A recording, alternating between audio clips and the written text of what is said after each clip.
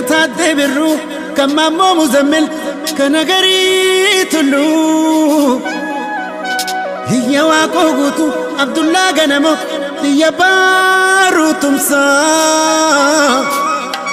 هي لموكلتو كنجار ربا هيورين يوسيد غيسو بابورين لوي دغيس درغغون هاتي دغيسو شمرن بالبي دغيس كمباتا دبدو ولايتا دبدو هديا دبدو سيداما دبدو مداغرا كيسا هراري دبدو غراغي دبدو أركوبا دبدو سومالي دبدو مداغرا كيسا المنما جتشون مالي كانسا يوناسون كباني تكوني كيسا إسان الرارفا إسان الراجيسا هرالي المسان الرتديجسا الدنيا نابيتو سينا دباتو هتلر أفريقيا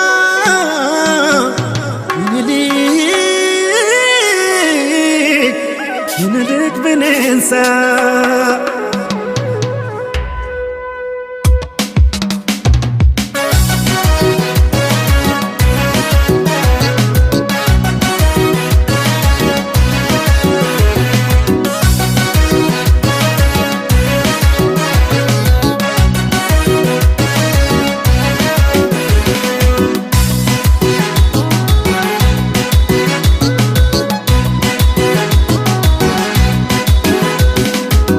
سو كنسا نادتوني ملك مني لك نمامي فارودان انتولك اندكنك انرافنك سينا ويا غالي هرنا مرا انولي لفيت لكتولي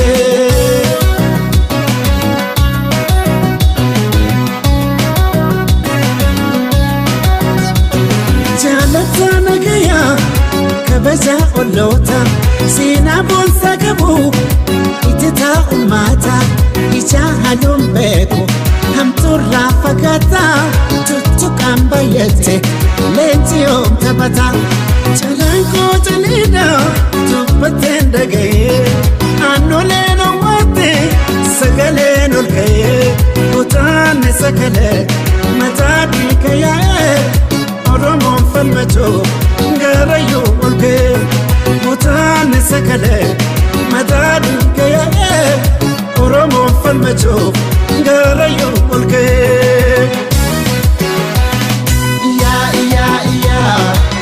يا دبرسا يا نامسا دبرسا كبرو فتال الماء قدام بقاسا سبني جوق الفمي كأولي تمسا كأولي تمسا كأولي تمسا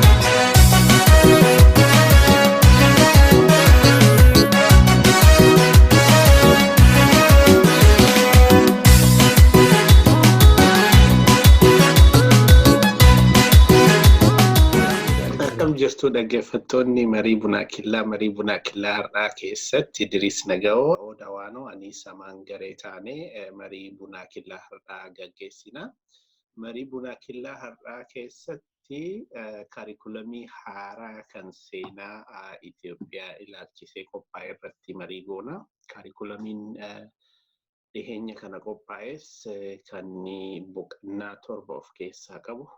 keessattuu xiyyeeffannaa irratti godhee seenaa Aksuum sirna Zaaguwee, waraana Adwaa, waraana Arbanyoochii fi seenaa mootota Itoophiyaa achi as jiru akka qabatee bahee mojuulii kanas barsiisonni yuunivarsiitii 4 irraa walitti bahan akka barreessanii fi barsiisonni 7 immoo kan yuunivarsiitii garaagaraa irraa walitti bahan akka qoratanii seenaan kana mirkaneessanii gara hojiitti akka jijjiiramu, hojiitti akka raawwatu odeessa dhageenye. Mee kana waliin walitti qabatee isinis odeessa qabdan daawwattoota keenyaa fi haa qoodnu. Carraa fudhadhaa namni tokko. Deemati. Okay, eeganaa kennitan galatooma isin lachuu seenaa Itoophiyaa fi gaanfa Afrikaa wanni jedhamu kun biyya san keessatti higher institutions yookaan dhaabbilee barnoota olaanoo keessatti baratamuu ture. Yeroo dheeraa gara waggaa 20 addaan citee ammas haaraa jalqabuu isaa dhageenye miila kana. Seenaan kun seenaan wanni baratamuuf ummata yookaan hawaasa hubatuu fi eessaa bahee eessa deemaa uummanni tokko biyyi tokko akkamitti ijaaramtee waan jedhu akkasumas kan darbe irraa deebi'anii waan gaarii fudhatanii ijaaruuf, that is reconstructing the past, ammallee safuu hawaasaa baruuf akkasumas lammii gaarii uumuuf keessaa'uu seenaan national history is important for just creating good citizenship or citizens. Kuni seenaan biyya tokko wanni baratamuuf hawaasa biyya tokko keessa jiru waan gaarii kaleessa darbe keessaa fudhatee waan hamaas akkasumatti hubatee understand godheeni hubannaadhaan tokkummaa ofii cimsee akka fuuldura deemuu fi kun kana ta'ee oduu jiru seenaan biyya sanii seenaan biyya Itoophiyaa suni xiqqoo gama tokko dabaa seenaa dhossaa fi seenaa waakkiiti. Ammaa yeroo kanatti 21st century keessa jirra. Yeroo hadha 21st century keessa jirrutti wanni dhokatuu fi wanni dabsan wanni dhoksan silaa jiraachuun malle ture. Barbaachisummaan seenaa inni tokko inni guddaan daba kaleessa uumame beekanii recognize godhanii waan san qajeelchanii wannoo jechuu fi amma ministeerri saayinsii fi dhaabbilee barnoota olaanaa barattoota waggaa tokkoffaa jiran freshman warra jiran kana introductory course tokko history of Ethiopia and the Horn waan jedhu barsiisuuf jira. History of the Ethiopia and the Horn inni jedhu kuni seenaa mootummoota biyya sanii kan darbanii seenaa sabaaf sablammoota biyya sanii hammata. Miila kana seenaa sabaaf sablammoota ka dura awwaalames ka dur dabes qajeelchuu fi wixinee jalqabaa mojuulii sanii irratti yaalamuu isaa dhageenyee turre. Haa ta'u immoo wixineen jalqabaa suni akka butamee yookaan miliqee bahee erga bahee immoo warroota leellistoota sirna darbee yookaan sirna gita bittaa warra abbaa irree fiidaalii harka seene warroonni suni gurmaa'anii ijaaramanii mootummaa irrattis ministeera barnootaa irrattis ministeera saayinsii fi dhaabbilee barnoota olaanoo irratti dhiibbaa guddaa geessaa akka turan dhageenye. Haaluma kanaan seenaan hedduu sabaaf sablammoota akkaan mojuulii san keessaa haqamu godhaniiranii seenota san keessaa tokko kan haqame seenaa harma muraa aanoleeti. Sababiin waan san irra kaasan inni tokko seenaa akkanaa kana barattoonni barachaa uummanni akkamiin waliin jiraataa waliin jiraachuun inni ulfaataa waan jedhu kaasu jecha dhageenyee jirra. Inni lammaffaan immoo seenaan suni seenaa qabatamaa ragaa qabatamaa irratti hundaa'ee miti. It's not on tangible foundation or data. Sababa kanaaf waan kun akka haqamuu godhan waan jedhu dhageenyee jirra. Seenaan uummata Oromoo turumarraa haalamaa turuu isaa beekamaadha. Seenaan kun haalamuun immoo akka seenaa biyyaatti haalamuun isaa uummanni Oromoo seenaa isaa akka wallaalu yookaan seenaan uummata Oromoo akka bal'oo akka dadhabu hin goone hin taasisne. Maalii fi durumarraa dhaloonni keenya jenereeshinii irraa jalqaba akaakayyuu abaabayyoota keenyarraa jalqabeeni safuu fi hooda bifa eeggateen afaanumaan himaan darbaa as gahee jira.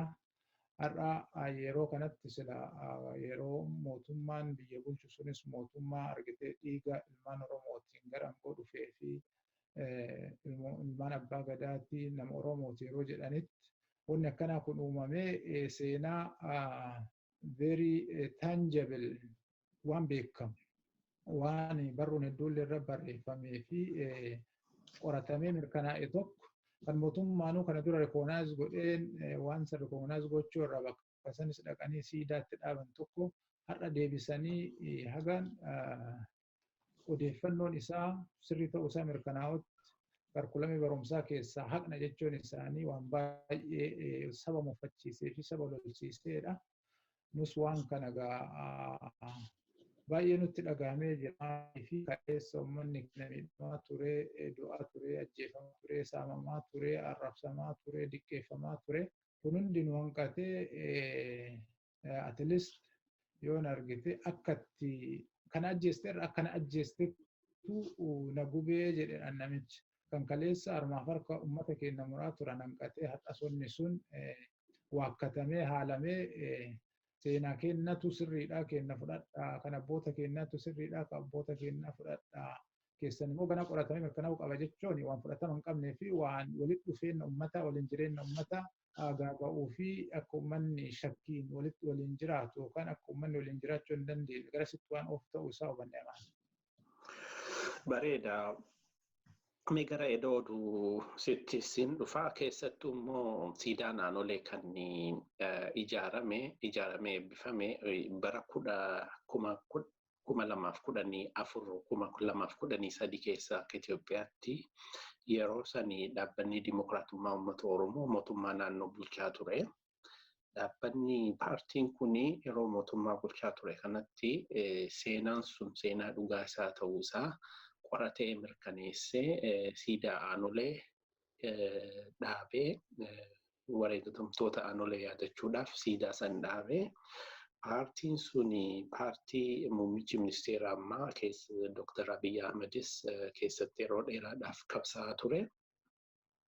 Wanni inni amma argaa jirru kun paartiin isaa duraanii sun waan qoratee mirkaneessee verify godhee siidaa dhaabeef deebisanii wanni kun tartar jedhanii bifa wal faallessuun diiguun kun maal akkamitti ilaaltamee kanallee walitti qabsiisii waan dabalattu waliin yaada kee dhaggeeffattootaaf qoodime. Galatoomii carraa kanaaf amaan. Dura dursu akkuma Idriisii irraa dubbatetti biyyi kamiyyuu sabni kamiyyuu seenaa ofii irra deebi'eetiin gaaguleetiin rivayis godhee dhaloota haarawattiin barsiifatu waan jiru.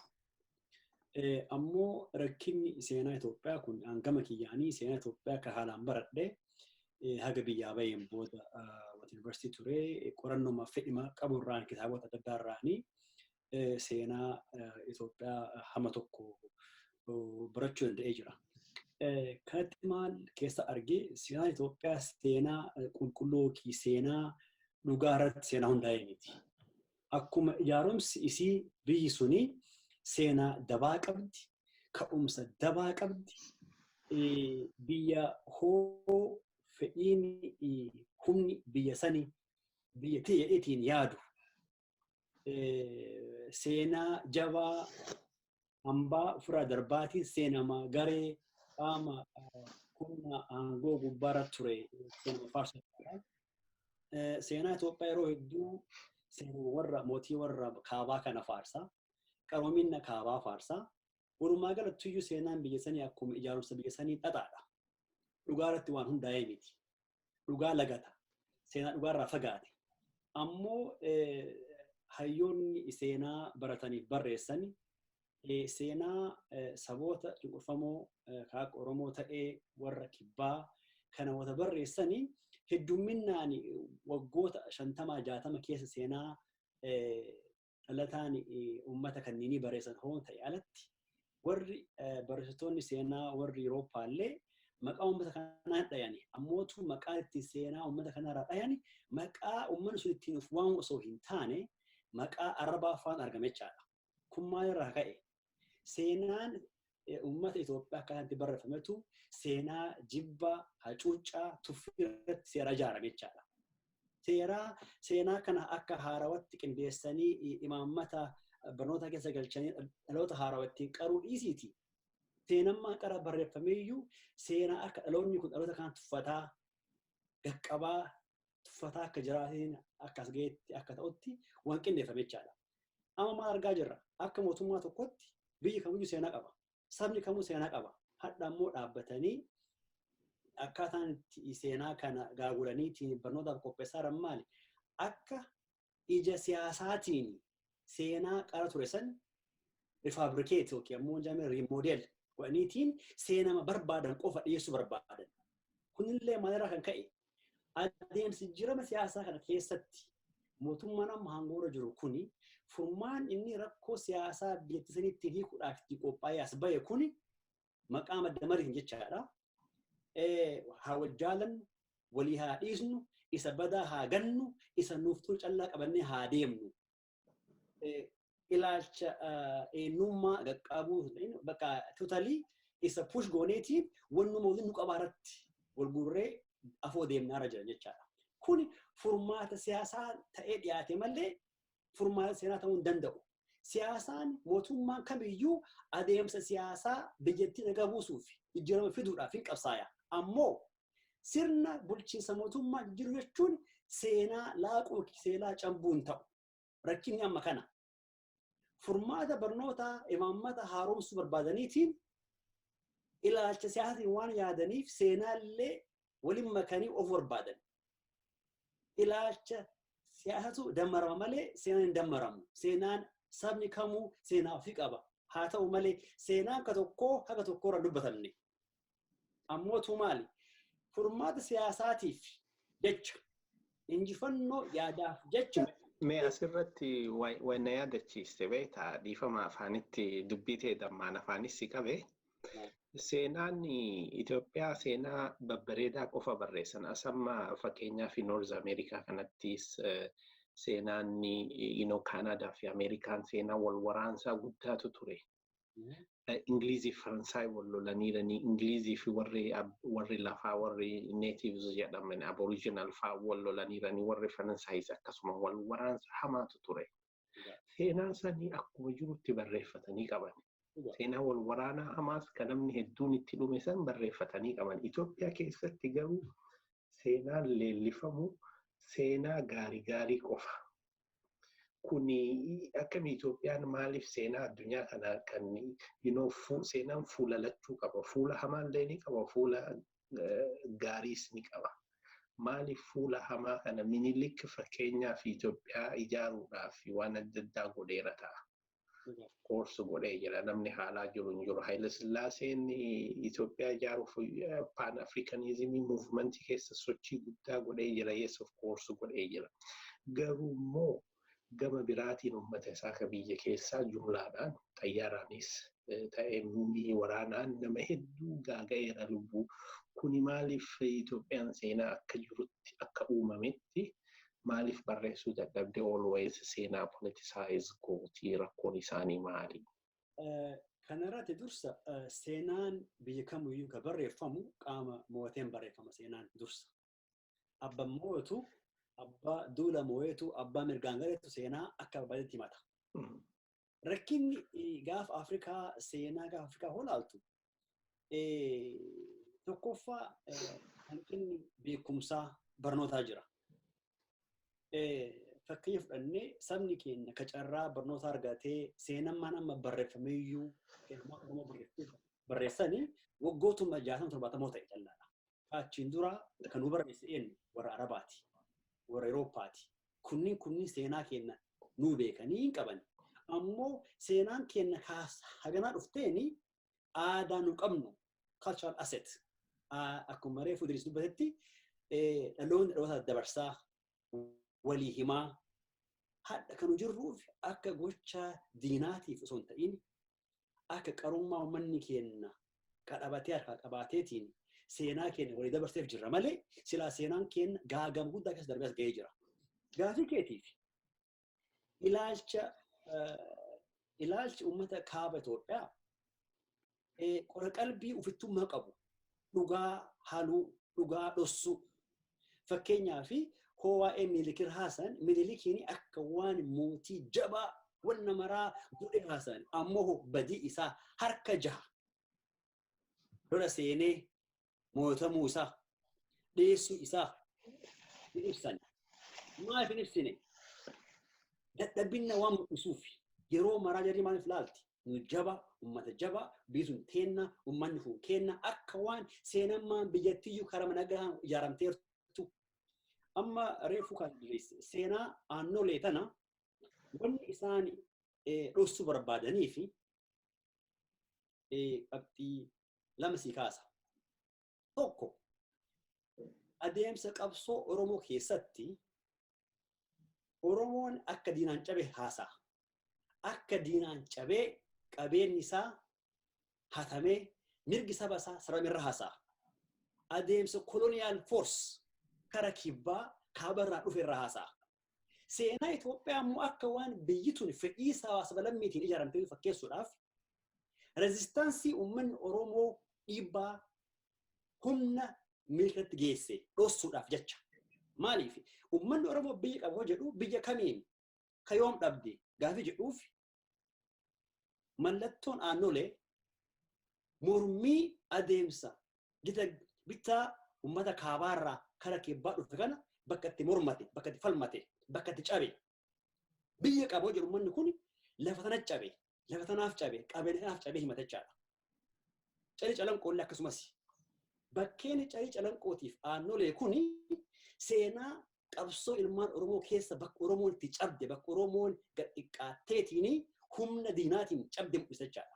Resistance force maaliif biyya jedhan bullu jechaadha. Mallattoo kana akka waan Itoophiyaan tuni sabalabiin martuu dhufee fedhiidhaan ijaaree fakkeessa warri akkas hin turre.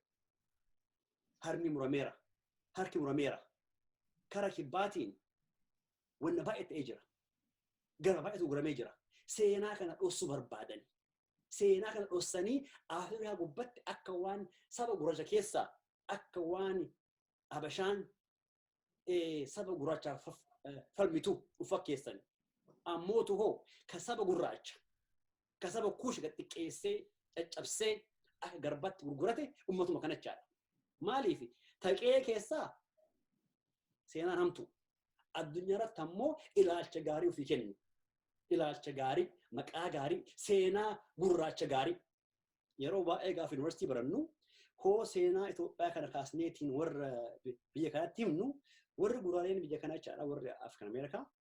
Seenaan Itoophiyaa isaan qaban seenaa gootummaa uummata gurraachaa mootilee Itoophiyaa yookiin namoonni Itoophiyaa bulchan akka waan mirgi ilma namaatiif mirga gurraachaa falmanii fakkeessan.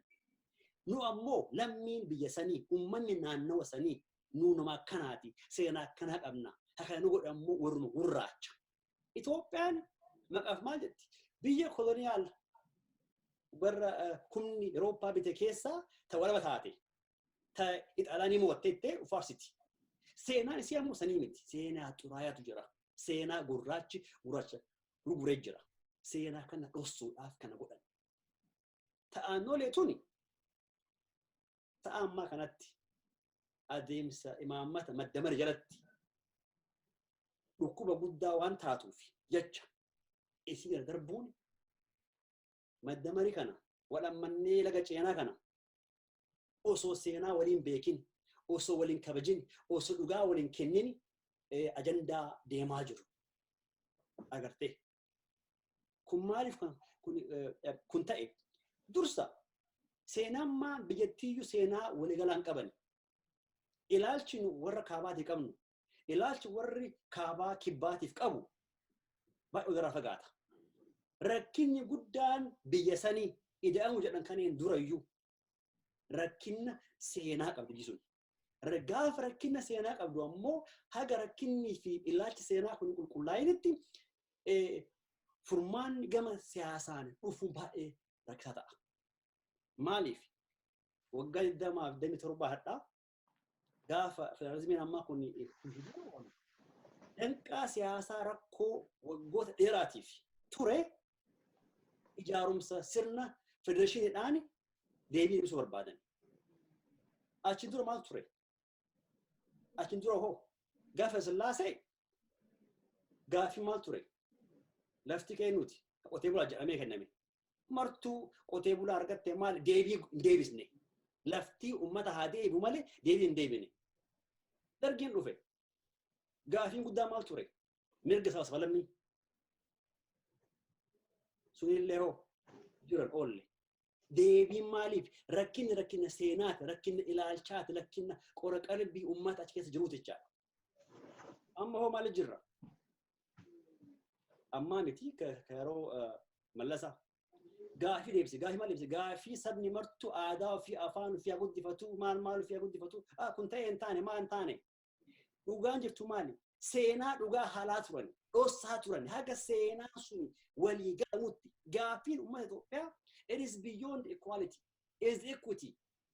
Maal si malee seenaan kee cabee jira, ka cabe kana kanaaf cabee seenaa walirraa fudhachuu, walirraa barachuu bakka kun hin taanetti hadhallee imaammata haaromsuuf beeku waan tokko beekan irratti siraa eersee hin gabaabsaa. Rakkinni nama keessa jiru maaliif? Dhaloota nu duraa kanatu seenaa damaa barateera.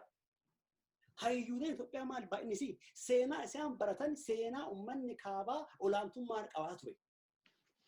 Kana dissect godhanii nyaamiree reconstruct godhuun is very important. Haa ta'u malee furmaata seenaa osoo hin ta'in furmaata siyaasaa dhalchuudhaaf seenaa aannolee seenaa baha guddaa qabu dhossu jechuun daran rakkoo siyaasaa tabiraatu dhalchuudha malee furmaata fiduu miti. Kana jedha. Kanuma dabaluuf isin lachuu kaastaniirtanii seenaan Itoophiyaa seenaa waaqii irratti ijaarame. Mee amma ati waan dalagan waan saboota biraa argitee bituuf, cunqursuuf, dhiituuf, qabachuuf godhan haa hafu. Biyya san namni ijaare eenyu, biyya san eenyutu ijaare yoo jettee ilaalte lola bakka baay'eetti deeme yoo fudhatte kan Adawaa keessatti eenyutu gahee guddaa qaba. Eenyutu achitti lafeen isaa burkataa'ee dhiigni isaa gad naqamee dhangala'ee biyya san isaan wajjin deemee kabachiise. Gaafa Minilik biyya kana babal'ifatee gara kibbaa kana gad dhufee qabatu. Eenyutu loltuu isaa ture, eenyutu jeneraala ture, eenyutu hoogganaa ture waan jedhu kana mataa isaa kaastee namoonni baay'een isaa miti. Minilikii miti namoonni roolii san taphatan biyya san ijaaran namoota birooti. Warri sun hadhaa maqaan isaanii dhagahamu, seenaan isaanii faarfamu waliin ka'an. Seenaa namaa fudhatanii seenaa ofii godhatu. Beektaa warri kuni waan balleessanii akka qofaa miti wanni isaan dhuffatan. Seenaa kee gaarii fudhatanii ofii godhatan. Seenaa isaanii badaa fudhatanii sii kennan. Haalli akkanaa kuni nama wanni na yaachisu inni guddaan implication isaa maalidha? Wanni amma deemaa jiru ka dur darbe seenaan sila feesi lamaanuu qaba, hamaas qaba, gaariis qaba, inni darbe sila amma yeroo kanatti waan hamaallee waan gaariillee yookaan godhanii walitti fidanii yoo danda'ame nagaha faraara buusanii biyya tokko ijaaranii fuuldura deemuutu sila furmaata ture. Haa ta'u immoo har'aan tan namoonni baay'een dogongora bulchiinsa mootummaa amma jiru kana irraa mootummaan Prime Minister Abiy Ahmed qabsoo ummataatiin gara aangoo dhufe gara aangoo dhufe as waa baay'eetu wanni priority kennanii fi dursa kennanii fi hojjetamuu malan uduu jiru jalqaboonni isaan godhan baajata biyyeeyyeetti isanii dhangalaasuun siidaa mootota kana dura biyya san akka hamatti bitaa turanii haaromsiisuu ture. Inni kuni misunderstandingii hubannaa faallaa uummattoota biyya san keessatti uumee jira. Har'a ifaan ifatti kakaleessa harka akaakayyoonni isaanii abboonni isaanii harka harma uummattoota cunqurfamoo muraa turan kakaleessa aadaaf seenaa namaa tureessaa turan afaan namaa jibbaa turan nama arrabsaa turan xiqqeessaa turan har'as nuti warra sanii onne dhawatanii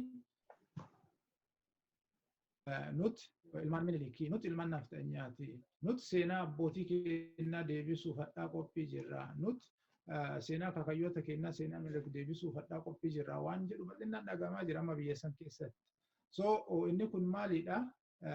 Dogongora yookaan adeemsa karaa dogongora mootummaa nama biyya bulchaa jiru kun yookaan paartiin hadha biyya bulchaa jiru kun deemaa jiru namoonni muraasa achi keessaa hooggantoonni deemaa jiraniini borus maaltu dhalachuu danda'a inni jedhu mataan isaa gaafii guddaadha jechuudha.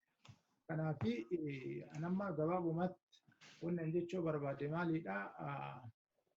Haalli akkasii sun kaleessa baay'ee yaalamee jira. Uummata kan waliin jiraachisuu hin dandeenye, tokko gochuu hin dandeenye, afaan tokko godhanii biyya san aadaa tokko godhanii alaabaa tokko jalatti amantii tokko jalatti bitanii itti fufsiisuu hin dandeenye baay'ee yaalamee jira. Sababa sanii nama baay'ee wareegamee, nama baay'ee harki citee, nama baay'ee lukti citee. Baay'ee aanolee fi calanqoo qofaa miti. Baalee keessatti haga hidhii muruu deemanii Eertiraa keessattis akkasuma achi dura Minilik dura Federoos mataan isaa uummata Oromoo Walloo aluma saniin harkaa farma irraa muraa ture. Waan kana Minilik mataan isaa isarraa fudhatee as ga'e waan jedhamutu jira. Kanaafi seenaan wanni namni baratuuf dogongora kaleessaa sanirraa waa baratee akka boru dogongorri sun hin deebine gochuuf waan ta'eef I think mootummaan kun waan kana irra deebi'ee yaaduu yookaan irra deebi'ee laaluu qaba. Keessaahuu argitee seenaa abbatu barreeffate yeroo baay'ee. Mee kanumaan walitti wal qabsiifne mee wanni ilaallu keessattuu moojuulii kana qopheessuu keessatti nama 4tu barreesse jedhani. Nama 4 barreessanii eenyummaa isaaniin ibsine eenyufa akka barreessan. Namoota kana keessatti seenaa Itoophiyaa sabaaf sablammoota 80 ol biyya keessa jiraattu. Uummata miiliyoona 100 ol seenaa jiraatu. Namni 80 qofa barreessuun, namni 4 qofa barreessuun dhiifama. Namni 4 kuni hangam seenaa Itoophiyaa kana jalqabaa hanga dhumaa gola hunda seenaa jiru seenaa sabaaf sablammoonni Itoophiyaa qooda biyya san ijaaruu keessatti qaban tolaa fi hamaas hammam jarri kun qoratanii hubatanii bitaaf mirga laalanii bira ga'an jedhanii amananii moojuulii 7 qofatti waan kana gadi wanni godhanii fudhatuun hangam nama liqinfama. Gama biraatiin immoo keessattuu immoo gara seenaa Oromoo kana keessatti waa'ee seenaa aanolee harma muraa fi harka muraa aanolee kana yoo fudhannee ilaalle hayyoonni seenaa qoratan seenaa aanolee irratti riisarchii yeroo dheeraa godhan kitaaba bareedaa barreessanii addunyaadhaaf gumaata godhan kan akka Profeesar Abbaasaa Jiifaa kanas Torontoo jiru kitaabni isaa library addunyaa kanarra jiru hundatti akka referensii guddaatti itti fayyadaman. Namoota akkasii kana seenaa kanneen keessatti ammas akka Profeesar Isqeelfaa hayyuu seenaati. Namoonni biraa Profeesar Muhammad Hassan fa'a. Namoota akkana hayyoonni Oromoo as keessatti kan Oromoo qofaa miti kan sabaaf sablammoota biraallee as keessatti involved duduun taane moojuulii kana keessattuu Idriis ati barsiisaa yuunivarsiitii illee turte kanarratti hubannoo hedduu qabda. Moojuulii kana kompliitiidha jedhanii fudhatanii barattootaa fi sadarkaa kanatti dhiyeessuun hammami nama liqinfama.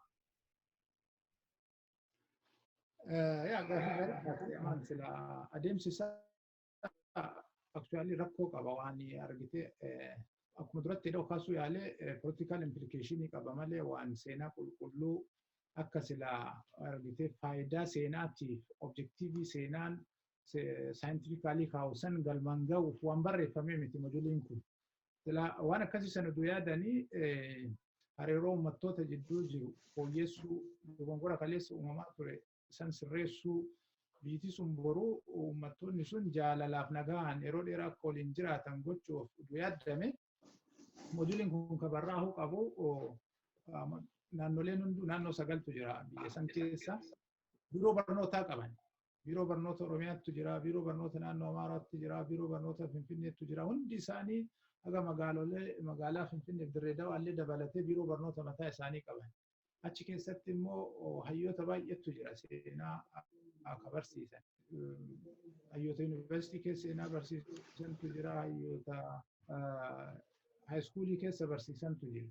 Silaa uummattoota kan hunda walitti qabanii hunda isaanii irraayyuu seenaan keessan kan akka waaltannaa'ee waliin galee modulii dhaabbilee barnoota olaanoo keessatti barsiifamuuf akka tolutti pirooyitiin kennamee fi seenuu qabu kam jedhanii biiroo barnootaa mari'achiisanii akkuma tuubaan ta'e amma jettee kana hayyoolee yeroo dheeraa seenaa sabaaf sablammoota irratti qorannoo gaffageennaa geggeessan isaanis hirmaachisanii akkasumas wabilee kitaabban kana dura seenaa sabaaf sablammoota biyya sanii yookaan seenaa biyya sanii irratti barraahan hunda isa akka wabiitti itti fayyadamanii akkasitti uduu barreessanii is more reliable, more acceptable ta'a.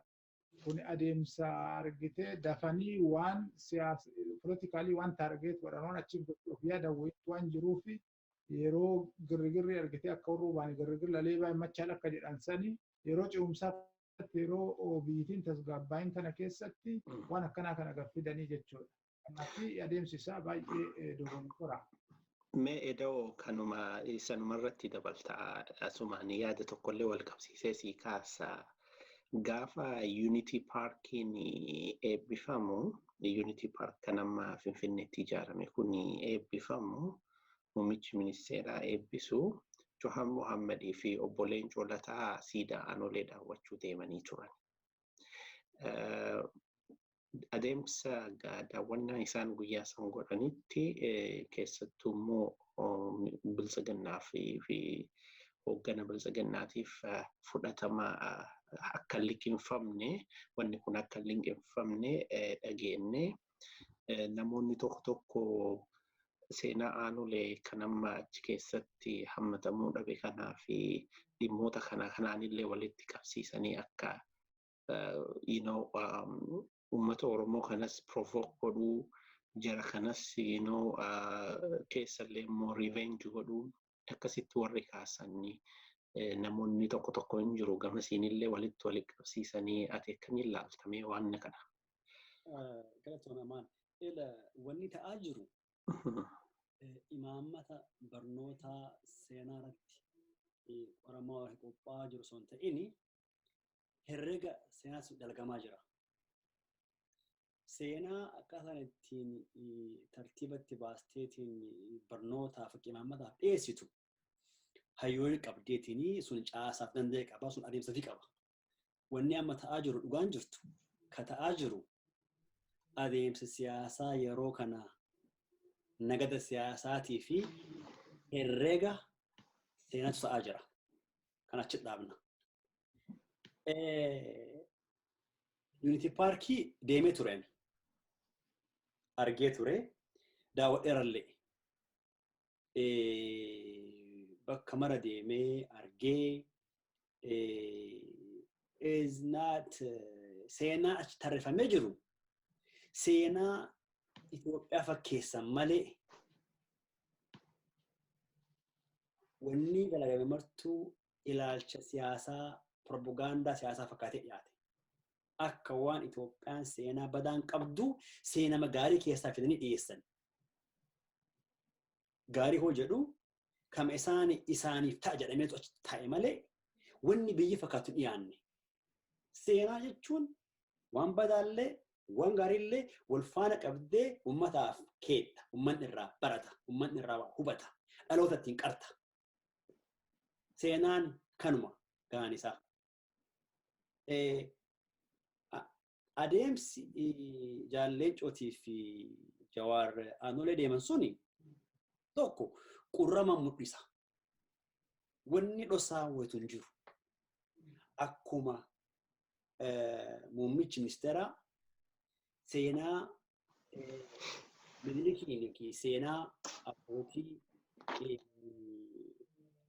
uummata Oromoo humna cabse kana akkuma dhaadhesetti akkuma faarsetti jarris saba ofii deemaniitiin yaadatani.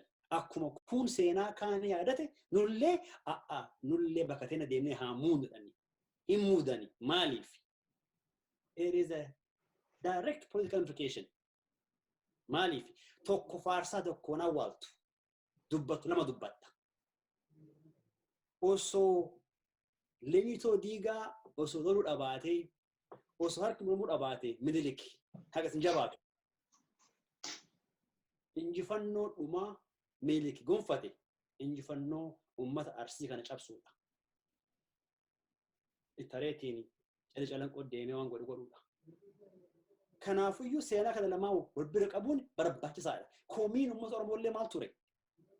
Eega seenaa Minilik kaaste badii isaallee wajjin kaasiidha. Wanni Jawaariif Leencoodhaan maali? Qaamaan bira deemanii bakka isin argaman jechaadha. Dubbachuu irraa barreessuu irra akkuma inni seenaa Minilik faarse kan biraa hanqate maaf achi deeman? Seenaan aannolee, seenaan calanqoo wanna Unity Park waan hin jirreef jirri qaamaan achi argamanii waan kana jechaadha. Ummataaf akka ummanni irraa hubatuudha jechaadha. Agartee? So implication direct qaba jechaadha. Waan tokko waan nama gaddisiisu keessaa maali kitaaba maddama keessatti wanni xiqqoo keessa babba'ee ture. Waa'ee wannaasaa, waa'ee seenaa qixa haasa'uu fi waa'ee maraa qixa gammachiisuu irra haasaya. Ammoo gochaan ammoo wanni argija maali? Kitaaba irratti saba baraa ummata maraa equally gammachiisedha. Haa ta'u malee akkaataan seenaa inni itti faarsu akkaataan seenaa Minilik kana deebiitti dhaadheessu kun maal godhee mul'ate? Oromoo dallansechaadha. Gaagamni siyaasaa amma deemaa jiru achirraa fakkaati. Shakkiin ummata ce'aa jirruyyuu eessa deemaa gaafiin ka'e kana jechaadha. Garuu maal muummichi ministeera masilaa osoo akka nama jijjiiramaa kana oofame tokkotti silaa seenaa qixa himuu barnoota imaammataallee yookiin barnoota seenaa kanallee hoo kawaa tolchanii silaa hayyuulee roga maraa walitti qabanii maaliif furmaata hoo finnu furmaata seenarraa eegalla. Acceptance wanni darbee jira ammoo walii amananii karaa tokko deemu. Osoo waan kalee hin amanini osoo waan kalee walii hin hubatin boru gara deemnaan waan hin fakkaanne. Historical closure is important. Biyya san afoo deemuudhaaf. Kun ta'an jiru jechaadha. Kun danqa baay'ee uuma. Ammallee danqaan tun ammoo waa tokko jira kasii kaasu. Hagamuyyuu imaammanni feetee haa ba'u. Seenaa aannolee fi calanqoo dhossuu yaalu jechuun of gowwoomsuudha. Maaliif? Seenaan kuni seenaa qora qalbii ilmaan Oromootti barreeffame seenaa ture. Yeroon itti raawwatame haa turu iyyuu malee ilmaan Oromoo keessa mana barnootaatti barachuu dhiisiti. Osoo maqaa jedhoo dhabaatanii seenaan suniif gochi diinaa sun saba ilmaan Oromoo keessa onnee keessa jira, sammuu keessa jira, qora qalbii keessa jira. Madda ka'umsa qabsoo ilmata kanaati. Kanaafiyyuu imaammanni ba'ee dhabaate barsiisanii dhiisanii seenaan kun seenaa Oromooti. Oromoo miiliyoona 50 oltu seenaa kana beeka. So dogoggora siyaasaa taphachuu irraa ka'e wala deemaa jiru. Kun ammoo gaagama malee furmaata hin fidachuu baadeetiin kanuma. Galatoomii Idris waan itti dabaltu ni qabda. Yoo waan itti dabaltu hin jiraanne gaafiin tokko kan eda of walitti qabsiisee kaasee keessattuu gaafa Unity Parkiin eebbifamu edaawwan Unity Parkiillee daawwatee ture. Jawaarii fi obboleen Colataa aanuleen daawwachuu deemanii turani. Muummichi ministeeraa immoo waan san irraa guyyaa sanitti jirri kun waan san godhuu isaaniitti quufa akka hin qabne dhageenyeerraa. Namoonni tokko waan kanaan walitti qabsiisan haasaa inni dhiyoo godheellee yoo ilaalle taratti waan jedhu tokko kaase waanuma warri naftanyaa aanulee ilaalchisee nuun jedhaa bahan innis jechuun sanii fayyadame waan kana xiqqeesse. Kanaaf atis yoo wanni achirra dabaltoo jiraate itti dabali yoo hin jiraanne yaada kennaa daqiiqaa tokko fudhannee goolabnaa sagantaa kennaa har'a. Amaan carraanaa kennite xiqqoo sagaleen keenya ciccitaa intarneetii rakkoo kana fakkaate waan san beektaa gocha sanii gocha muummichi ministeeraa masaraa mootummaa keessatti nugusoota darban yookaan Minilikii fi Haayile Sillaasee fa'aa Mangistuu fi Mallas illee dabalatee siidaa ijaaree fi asan glorify godheen seenaa ummata cunqurfamaa warra harkaa fi harmi citee ummata aadaan isaa afaan isaa qoonqi isaa biyya san keessa dhiibamaa dhiitamaa dargatti qabamaa marginalize ta'aa ture gatuun isaa namoonni sun public figure waan ta'anii fi Jawaariif obboleen Coolataa bakka sanitti argaman malee adeemsi muummicha ministeeraa Oromoo guutuu muufachiise. Oromoo guutuu miti sabaaf sablammoota biyya san keessa cunqurfamaa turan guutuu isaanii muufachiisee jechuudha. Kanaafi bakka sanitti argamuu qofaa miti uduu danda'amee humna qabaatanii sila Oromoon udutti tole masaraa mootummaa san keessatti bakka sanitti cinaaf siidaa Minilikitti siidaa Anolee fi calanqoollee dhaabuu fedha qabaa jechuudha. Akka ta'us qabus akkas. Laaduu jalqabuma muummichi ministeeraa waan akkasii san hojjete argitee wanni sun balaansii ol godhaa, reconcile ol godhaa. Kanaaf namni hagan hunda hin dallanuu hagan hunda wannoon jedhu. Dhugama baay'ee nama wanni hin gaddaa muummichi ministeeraa miidiyaa irratti baanii jedhan. Tarat wanni jedhan suni kamtuu tarat ka ofii bakkan oolle of oolchee waan ofii hin qabne waan ofii hin goone ofii kennee seenaa dhugaa seenaa sirrii seenaa jajjabinnaa uummattoota koloneeffate yookaan humnaan cabsee bitee irraa mulqatee fudhatee seenaa hamaa seenaa badaa seenaa bulguu uummattoota kennitu tarat immoo uummata waan irratti uumame waan irra gahe miidhama irra gahe san himatetu caalaa sheekoo ta'a. Kuni baay'ee waan nama qaanessuu fi waan garamitti deemaa jirti biyyi suni muummichi ministeeraa kuni hubannoo akkamii qaba waa'ee biyya sanii waan uummata Oromoo waan uummattoota kibbaa hubannoo akkamii qaba waan jedhu sirriitti ifa baasee si argisiisaa jechuudha. Kana jechuun maalidhaa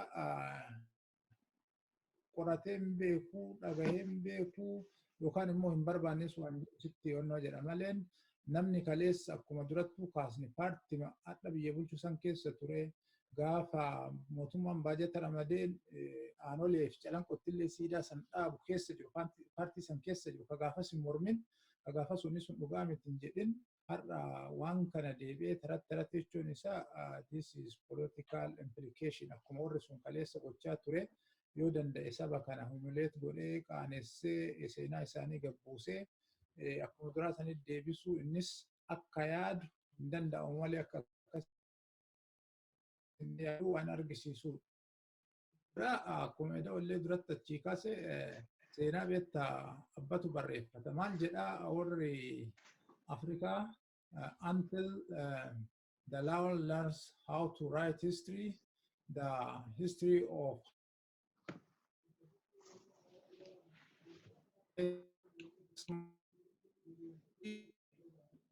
bineensa cimaa mootii bineensota bosonaatti haa ta'u immoo leenci seenaa barreessee hin beeku gaafa nama bineensa ajjeesuuf dhal'ola deemee walitti dhufu leenci kun yookaan argitee itti aduu danda'a sodaachisuu danda'a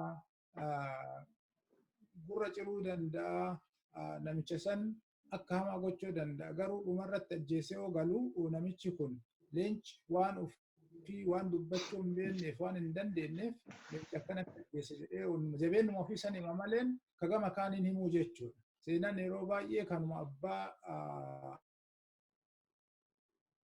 opportunity aanee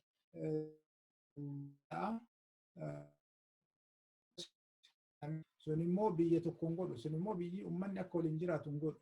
Kanaafi Oromoon amma mootummaa naannoo Oromiyaa biiroo barnoota Oromiyaa biiroo argitee ispoortiif dargaggoota Oromiyaa waajjiroonni kun silaa qajeelatti waan kana warra isaan ilaallatu hayyootaa fi abbootii qabeenyaa namoota abbootii gadaallee dabalatee jechuudha. garuu mootummaan kun amma waan delibiranif kana dhiisi kana oliitu ka lubbuu namaa dhufaa jiru mootummaa kanarraa waan gaariin hedduu garuu Oromoon seenaa ofii kaleessa argitee gaafa dukkanaa gaafa baratinuu abboonni keenya afaaniin dabarsaa nuun gahan kana amma yeroon kana olu waa'ee calanqoo afaan olee qofa duntaan ummanni kun beektaa Oromoon bishaan keessaa baay'ifaa jedha ummata akka gasi gasi buusu kanaaf dhugaa Oromoo seenaa Oromoo eessaa baanee eessa geenne Oromoon saba akkamiitii biyyi sun Oromoo malee jiraachuu akka hin dandeenye akkaataa Oromoon itti biyya san argitee ammatee asiin gahe seenaa gadaa seenaa guddifachaa kan hunda dabalatee seenaan Oromoo seeraan yeroo itti barraa'u ammaa jechuu barbaadeeti. Seenaan Oromoo barraa'ee biyya Itoophiyaa san keessa qofaa miti. Ispeeshaalii seenaan calanqoo afaan olee kuni bifa fiilmiitiin barraa'ee jechuudha deeggaramee addunyaa irrattuu akka sanitti beekamuu qaba waan jedhu itti dabaluu barbaadeeti. Galatoomii Idris gara eda'ootiin dhufaa gaa eda'oo yoo atis yaada xumura qabaattee daqiiqaa 2 fudhu sagantaa keenya ni goolabna. Haa ta'u immoo dhaggeeffattoonnii fi hordoftoonni marii bunaa killaa dhimma kanarratti hayyootaa fi beektota garaagaraa kanas biyya alaa fi biyya keessa jiranis akkasumas ammoo manguddootas kan seenaa aanolee beekan dhalattoota naannoo sanii manguddoo qabannee yeroo biraa qabannee isinii dhiyaanna. Uummanni keenya immoo dhimma kanarratti maal godhuu qaba ka jedhus yaada qabsaa'ota gameeyyii akkasumas beektotaa fi manguddoo sagantaa itti aanu keessatti qabannee kan isinii dhufnu ta'uu kenna. Gamanumaa isin beeksisa.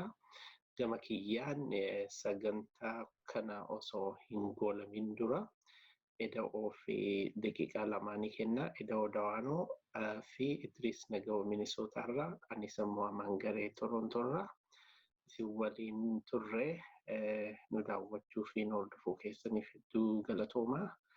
Eda'oo yaada keetii fi carraa fudhu kanumaan goolamna. Galatoomaa. Walumaa galatti dhuunfaan dubbii hagamiyyuu imaammata maqaa imaammata barnootaatiin seenaa cuunfuuf yookiin walitti sassaabataniitiin seenaa gaarii tolfachuutiin herrega siyaasaa dalaguun eessaa naman geessu. Siyaasaa tolchan malee seenaa hin tolchani. Seenaan dur dabarte seenama.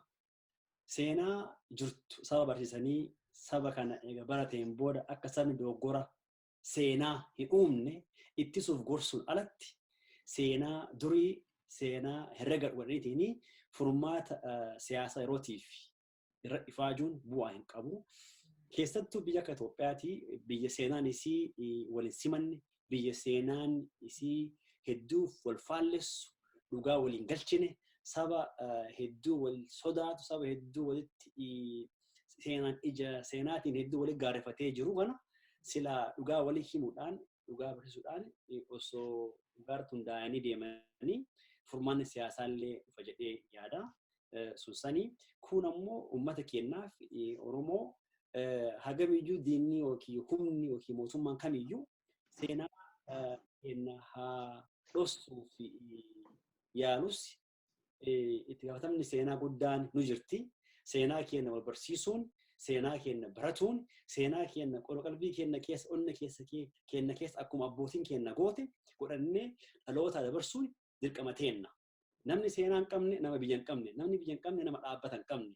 Kanaafiyyuu seenaa keenya haa barannu, seenaa keenya haa kunuunfannu, maaliif seenaan mallattoo eenyummaa keenyaati. Siyaasaan keenya hundeenis eenyummaadha, eenyummaa sabaati. Sabni keenya Oromoo seenaa qaba, duudhaa ofii qaba, seenaa keenya haa jabeeffannu. Imaammanni kumuu haa ba'u, mootummaan kumuu haa dhufu, seenaan keenya seenama, ammootu hoo seenaa dubbachuu haasa'urra tarkaanfii seena qabeessa. Bifa seenaa keenya utubuudhaan bifa seenaa keenya barreeffachuudhaan akkasumas ammoo tokkummaa keenya cimsinee imaammata seenaa keenya akka dalagannu haa dalannu jedha. Kanaati hedduu galtoome amaan kanuma gammadiyaan. Galtoomaa isin lachuu ayyee carraa ayyee. Deegaa takka fudhadhee itti dabaluu barbaade maalidha? Egaa amma mojuuliin dhaabbilee barnoota olaanaa keessatti seenaa barsiisu kun qophaa'ee gara barumsa seenuuf jira. Seenaa calanqoo, seenaa aanolee harka muraaf harma muraa, seenaa hagas ga'u sagantaa barumsaa tokko keessa hambisanii barattoota barsiisuun seenaa san guutuu waan hin waliin jireenya uummataatiif gaarii waan hin taaneef mootummaan haga waan kana dogongora fudhatee deebisee sagonnoo kana mata dureewwan kana itti makee seenaa dhugaa uummattoonni biyya sanii dhaloonni biyya sanii akka baratu godhutti mojuuliin sun akka hojjaarraan oollee beektonnis hayyoonnis uummanni Oromoos barattoonnis waan kana irra qabsaa'uu fi mojuulii san balaaleffachuu diduu fi fudhatama dhabsiisuun akkasumas mootummaan naannoo Oromiyaas biiroon barnoota Oromiyaas waan kana mootummaan yookaan ministeerri saayinsii fi dhaabbilee olaanoo barnootaa fi ministeerri barnootaa irra deebi'anii ilaalanii komiin kun uummata irraa ka'uu isaa dhiyeessanii waan kana akka itti dabalan yoo kun ta'uu baate mojuuliin sun akka hojjaarraan oolle akka gaafatan dhaamsa dabarsuu barbaada kanuma jechuu fi galatooma. Galatooma affeerraa fudhattanii dhiyaachuu keessaniif isin lachuu fayyaa ta'a. Ajee nagaatti. Atas galatooma.